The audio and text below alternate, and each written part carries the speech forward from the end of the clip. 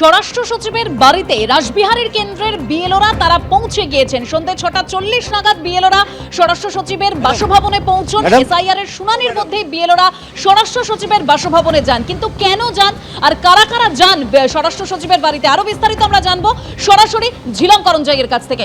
ঝিলম, একদমই রাসবিহারী বিধানসভা কেন্দ্র 160 নম্বর, তার যে নির্দিষ্ট পার্ট নম্বর আছে তার অনুযায়ী আজকে লেক স্কুল ফর গার্লসে আজ সকাল থেকেই এই এসআইআর এর যে শুনানি, যাদেরকে নোটিশ সার্ভ করা হয়েছিল তাদের হিয়ারিং হচ্ছিল এবং সেই হিয়ারিং প্রক্রিয়া আজকে চলছে এবং সন্ধেবেলায় সেটা শেষ হয় যারা সেখানে যান। তবে যেটা সূত্র মারফত জানা যাচ্ছে যে স্বরাষ্ট্র সচিবের বাসভবনে আজকে 6:40 নাগাদ ইআরও অ্যাসিস্ট্যান্ট এইআরও এবং বিএলও, সংশ্লিষ্ট বিএলও তারা সকলে আসেন তার বাসভবনে। 6:40 নাগাদ তারা বাসভবনে আসার পর মিনিট সাতেক তারা থাকেন। যে ত্রুটি বিচ্যুতিগুলো আছে, যে কারণে তাকে নোটিশ সার্ভ করা হয়েছিল, সেই বিষয়গুলো তথ্য সংগ্রহ করে তারা বেরিয়ে যান এবং সূত্র মারফত যেটা জানা যাচ্ছে খুব দ্রুত সেই কাজ হয় এবং প্রাথমিকভাবে সকালেই তার সঙ্গে কথা হয়েছিল এবং তিনি সন্ধেবেলায় আসতে বলেছিলেন বলেই এখানে যে নির্বাচনী আধিকারিক যারা প্রত্যেকে আছেন সংশ্লিষ্ট তারা আসেন এবং তারা চলে যান এবং সংবাদ মাধ্যমের কাছে অবশ্যই তারা সরাসরি কিছু বলেননি। তবে এটা জানা যাচ্ছে সূত্র মারফত যে স্বরাষ্ট্র সচিবের সঙ্গে কথা হয়েছিল এবং সেই কথার প্রেক্ষিতেই তার বাসভবনে আজ সন্ধ্যেবেলা নাগাদ তারা আসেন এবং দ্রুত মিনিট 7-8 তারা ছিলেন, তারপরে তারা বেরিয়ে যান। বেরিয়ে যাওয়ার সময় অবশ্য সংবাদ মাধ্যমের সঙ্গে তারা কোনো কথা বলেননি এবং সূত্র মারফত যেটা জানা যাচ্ছে তার যে এসআইআর ফর্মে তার মধ্যে কিছু ত্রুটি বিচ্যুতি ছিল এবং সেই কারণে তাকে নোটিশ সার্ভ করা হয়েছিল এবং সেই সংশোধনীগুলো হয়ে গেছে এবং তারপরে তারা বেরিয়ে যান।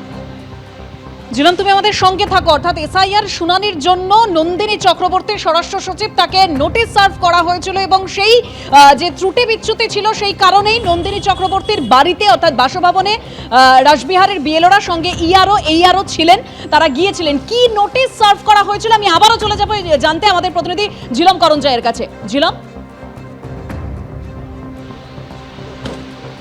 যেটা জানা যাচ্ছে যে ফর্ম তিনি ফিল আপ করেছিলেন সেই ফর্ম ফিল আপে সম্পূর্ণ হয়নি কিছু এবং 2002 সালে তার যে তথ্যগুলো ছিল সেই তথ্যগুলো বেশ কিছু জায়গায় সম্পূর্ণ করা হয়নি।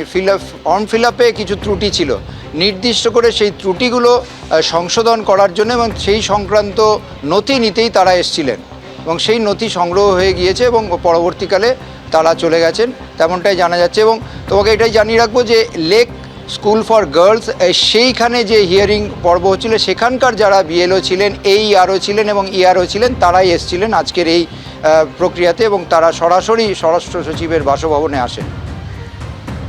ধন্যবাদ ঝিলম। এসআইআর নিয়ে হয়রানির অভিযোগ একের পর এক সামনে এসেছে আর এবার যেটা নির্বাচন কমিশন বড় সিদ্ধান্ত নিয়েছে, সন্তান সম্ভবা হাসপাতালে ভর্তি রয়েছেন এবং 85 বছরের ঊর্ধ্বদের অর্থাৎ 85 বছরের বেশি যারা, তাদের বাড়িতে শুনানির সিদ্ধান্ত। অর্থাৎ অন্তঃসত্ত্বা যারা রয়েছেন বা হাসপাতালে ভর্তি রয়েছেন 85 বছরের বেশি যাদের বয়স, তাদের বাড়িতে গিয়ে শুনানির সিদ্ধান্ত এবার নির্বাচন কমিশনের। 85 বছরের কম বয়স্কদের শুনানিতে আসতে হবে এরকমই নির্দেশ দিয়েছে নির্বাচন কমিশন। ঠিক কি তথ্য রুমা পাল আরো বিস্তারিত আমাদের জানাবে। রুমা, দেখো, বারবারই এই প্রশ্ন উঠছিল যে জানিয়ে রাখি যে বারবারই প্রশ্ন উঠছিল যে যারা বয়স্করা রয়েছেন তাদের ক্ষেত্রে কি হবে, কিন্তু কমিশন আগেও জানিয়েছিল, এবার কিন্তু একদম নির্দেশিকা জারি করলো। সেক্ষেত্রে জানিয়ে রাখি যে 85 বছরের যারা ঊর্ধ্বে বা 85 বছর তাদের বাড়িতে গিয়ে এই শুনানি হবে। অন্যদিকে সন্তান সম্ভবা বা এরকম যদি হাসপাতালে ভর্তি রয়েছেন বা খুব অসুস্থ রয়েছেন, সেক্ষেত্রে কিন্তু এজ বার নেই, কিন্তু খুব অসুস্থ রয়েছেন, সেক্ষেত্রে তাদের বাড়িতে গিয়ে শুনানি হবে, এমনটাই কিন্তু সিদ্ধান্ত নিয়েছে কমিশন। এবং অবশ্যই সেই নির্দেশিকায় জারি হয়ে গিয়েছে এবং এবং যেহেতু এ নিয়ে বারবারই প্রশ্ন উঠছিল যে বয়স্করা কি করবেন, তবে এটা ঠিক 85 বছরের নিচে যারা রয়েছেন তার ক্ষেত্রে কিন্তু কোনো এই নির্দেশিকা জারি হচ্ছে না।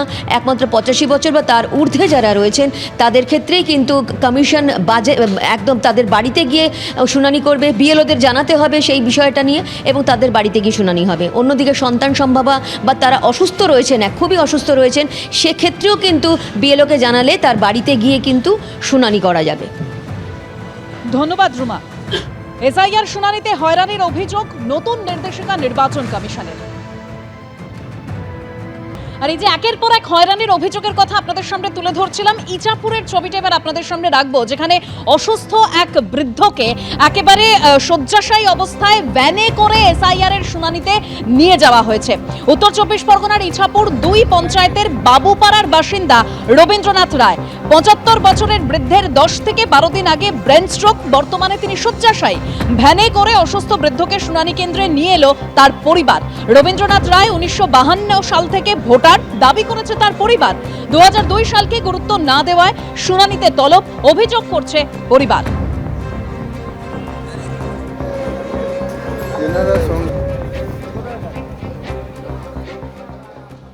কেউই যায়নি এবং ওনারা আমাকে বলেছিলেন যে আপনার একটা অ্যাপ্লিকেশন করতে হবে, তবেই আমরা বাড়িতে যাব, এটাই বলেছিলেন। আর আমি তো তার জন্য আর অপেক্ষা করিনি। আমি বলেছি, বলছে আপনি যদি পারেন, ওনারা কোনো ফোর্স করেনি, কিছুই না। খুবই কষ্ট, খুবই কষ্ট। আর ইছাপুরের পর দুর্ভোগের ছবিটা মালদাতেও। অসুস্থ এক বৃদ্ধা, তিনি এসআইআর এর শুনানিতে হাজির হয়েছেন, যার বয়স প্রায় 90 ছুঁই। বয়স ও শারীরিক সমস্যার কথা জেনেও ছাড় দেওয়া হয়নি, অভিযোগ করছে পরিবার।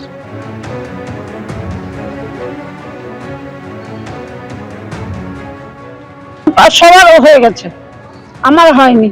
সবার হয়নি, আমাদের বলেছিল তো বাড়ি বাড়ি যাবে, তো বাড়ি বাড়ি গেছিল না, আমাদের বাড়ি আসেনি। আমার খুব কষ্ট, পায়ে চলতে পারি না। 18 বছর পর থেকে ভোট দিচ্ছি, আমি ভোট দিয়েই যাচ্ছি। এদিকে এসআইআর নিয়ে ফের নির্বাচন কমিশনকে আক্রমণ করলেন মুখ্যমন্ত্রী মমতা বন্দ্যোপাধ্যায়। তিনি বলছেন, ধৈর্য ধরছি, সহ্য করছি, কিন্তু সহ্যের একটা সীমা থাকে। বাংলার মানুষ মাথা নত করে না, লড়াই চলছে, চলবে। মনে রাখবেন, সহ্য করছি, ধৈর্য ধরছি, সহ্যেরও একটা লিমিট থাকে। রামকৃষ্ণ পরমহংসদেব বলেছিলেন, একটা সাপ তাকে গিয়ে বলেছিল, আপনি তো আমাকে কামড়াতে বারণ করেন, আমি কাউকে কামড়াই না, কিন্তু আমাকে সবাই খুব মারে জানেন, আমার খুব কষ্ট হয়। রামকৃষ্ণ পরমহংসদেব বললেন, আমি তোমায় মারতে বারণ করেছি, আমি তোমাদের তো ফোঁস করতে বারণ করিনি। ফোঁস কিন্তু থাকবে, জেনে রেখে দিন। বাংলার মাটি মাথা নত করে না। প্রত্যেকটা মানুষের গণতান্ত্রিক অধিকার যেন রক্ষিত হয়, এর জন্য লড়াই চলছে এবং চলবে। মমতার এই মন্তব্যের প্রেক্ষিতে সমীপ ভট্টাচার্য কি বললেন, শুনুন। মুখ্যমন্ত্রী যুক্তরাষ্ট্রীয় ব্যবস্থাকে সম্পূর্ণ অস্বীকার করে যেভাবে প্রতিদিন সংবিধানকে চ্যালেঞ্জ করে চলেছেন, আমার মনে হয় সংবিধানেরও একটা সহ্যের সীমা আছে, ধৈর্যের সীমা আছে। এরপরে হয়তো কোনোদিন সংবিধানের ভাষায় কথা বলবে। এবিপি আনন্দ, এগিয়ে থাকে, এগিয়ে রাখে।